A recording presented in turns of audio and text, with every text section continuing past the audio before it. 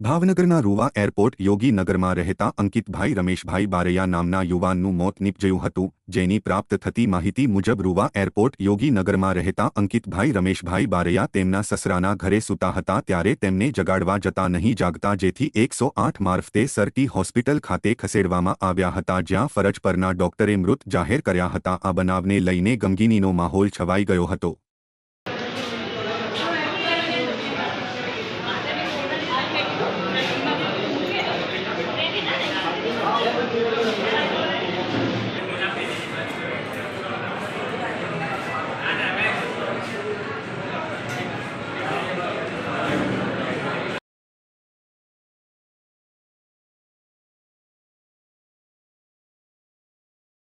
Shh, shh, shh.